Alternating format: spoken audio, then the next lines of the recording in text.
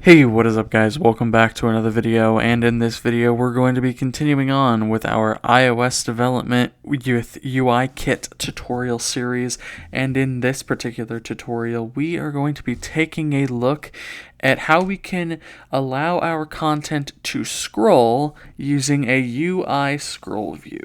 Now before we begin, my challenge to you today is to make our scroll view scroll horizontally instead of vertically.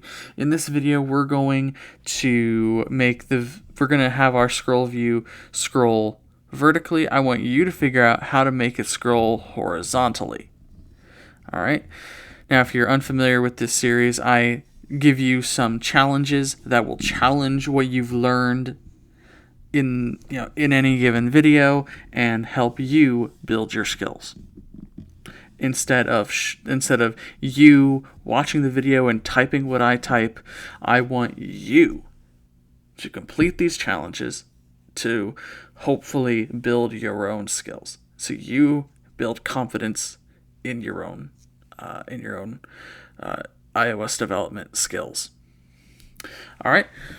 So, what is a UI scroll view? Well, a UI scroll view is pretty simple. It's just a view that allows you to scroll your content.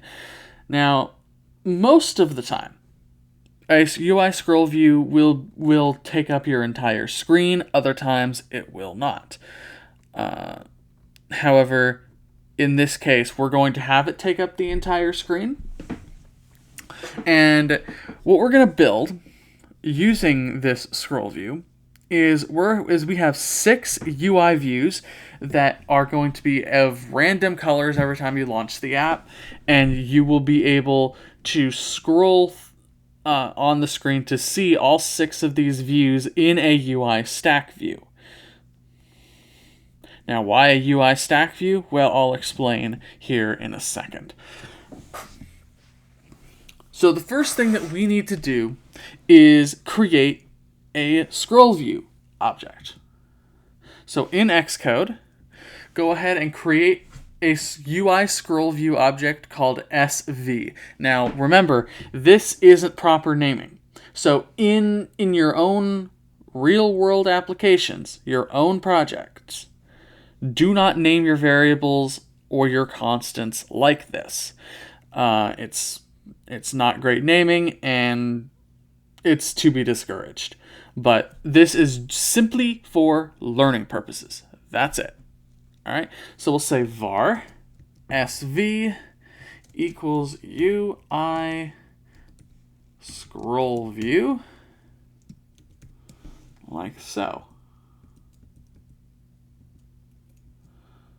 All right. And you can see we have our stack view and all of our views as well.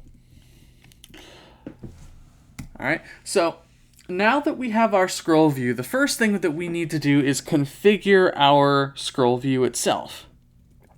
I have a method already in place for this,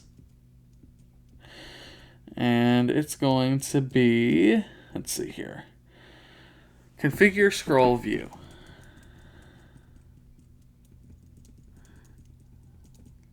All right, so inside of this configure scroll view method, the first thing we're going to do is tell it to enable programmatic constraints. So we'll say SV, you should get this by now. You should already know this by now. Translates auto resizing mask into constraints equals false, like so. And then we are going to add our scroll view as a subview to the view. All right, so view.add subview SV. There we go. Now our scroll view is inside of our view as a subview, and that's exactly what we need. Now we have our configure stack method, which configures our UI stack view. We're having this be a vertical stack. We're having the spacing between each item be 40 units. We're setting the distribution to fill equally, so all the views will fill the space equally. We're making sure that the stack also has programmatic constraints enabled.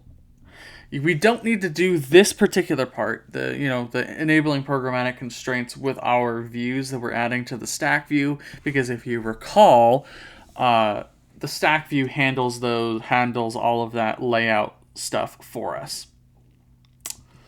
Now the last thing we need to do in our configure stack method, I left this purposefully blank,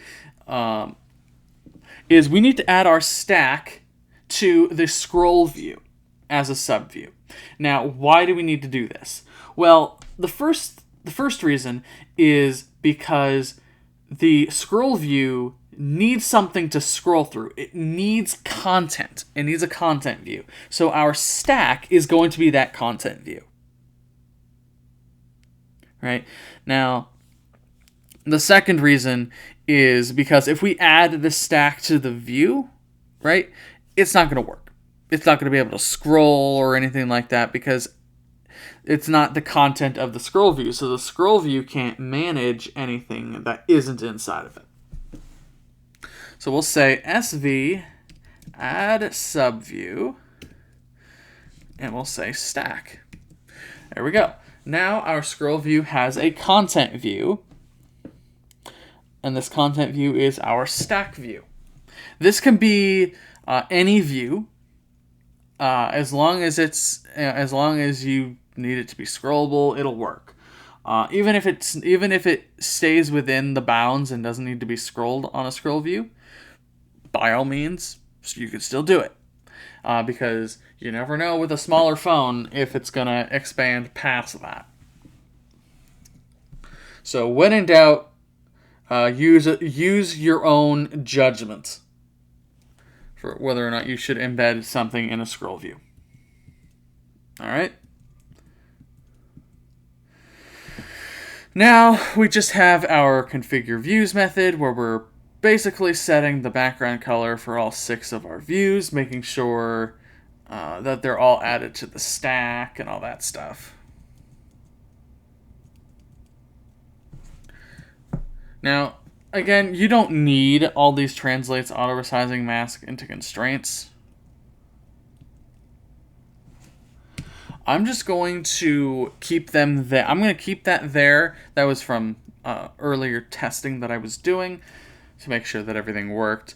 It doesn't hurt anything, so I'm just going to leave it there. You don't have to do this, okay? In fact, I would recommend just don't do it, because if you do it and you add these views to the stack view, it'll just clutter up your code. And we're just adding all the views and stuff like that.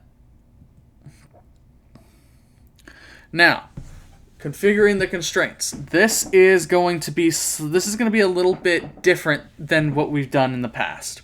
So, if we look inside of our constraints here,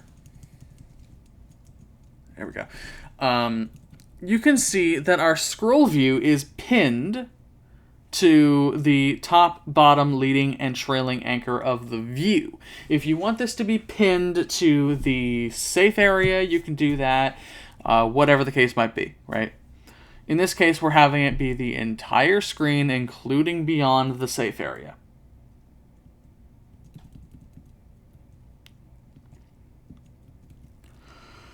However, there is one thing that we must consider.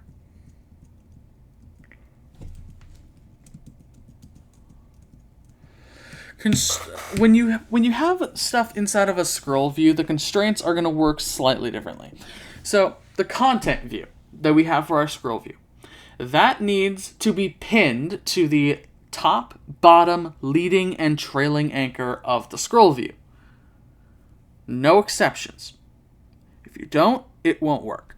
Okay? However, the scroll view also needs to know the width and height of its content.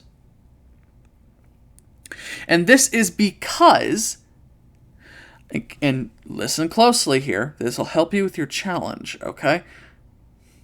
It needs to know the width and height anchors for its content view, because that is what it uses to determine how and when, how and where to scroll.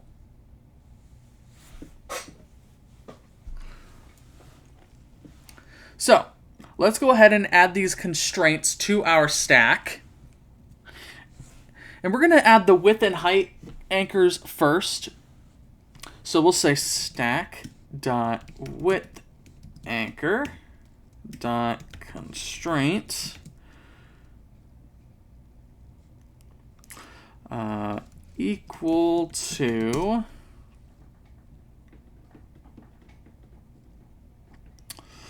we'll say sv.widthAnchor. All right. So now our stack is the same width as our scroll view. So we cannot scroll horizontally because it's the same width as the scroll view. Everything's fine in that regard. However, we can say stack.heightAnchor. This is the one where this is the one that will determine the vertical scrolling behavior. Constraint. Now equal to, we will say for now the sv.heightAnchor. So the height anchor of our scroll view, except here we can add a multiplier, or we can have this set to to be equal to a constant instead of some other view's anchor. So if we have multiplier, let's say,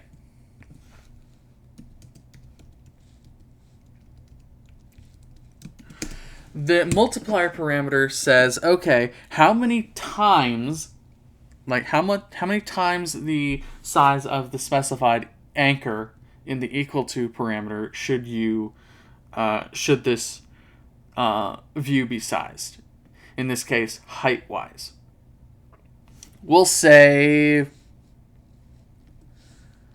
6 screens high.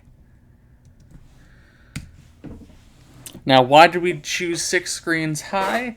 Well, that is because we have 6 views, and I want each view to take up the same height as our screen. All right. Now, of course, you can say, hey, I want this to be a constant, and that's fine. We're going to leave it with a multiplier. So we'll comma after our closing parenthesis, and then now we need to pin our stack to the bounds of our scroll view. So we'll say stack.topAnchor.constraints equal to sv top-anchor stack.leadingAnchor.constraints equal to sv leading anchor stack.bottom-anchor.constraint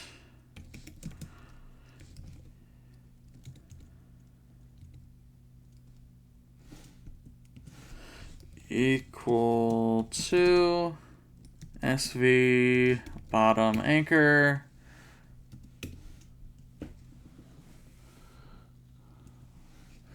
and then we'll say stack trailing anchor dot constraint equal to sv trailing anchor, like that.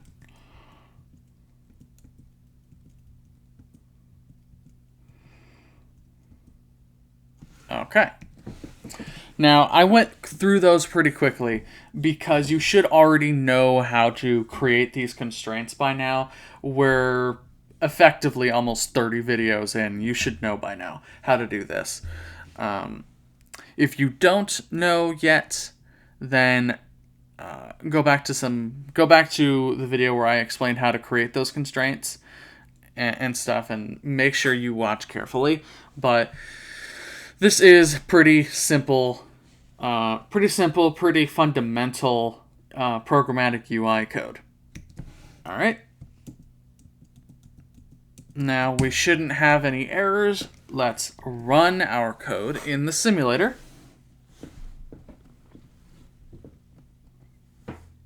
Let it do its thing. All right, so you can see now,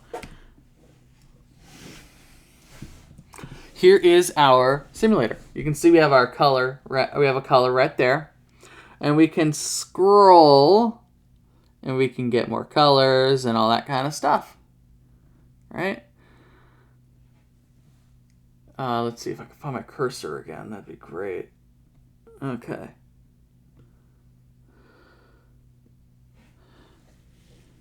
Right, and so that is our scroll view. If we run this again, right, if we run it again, we get different colors.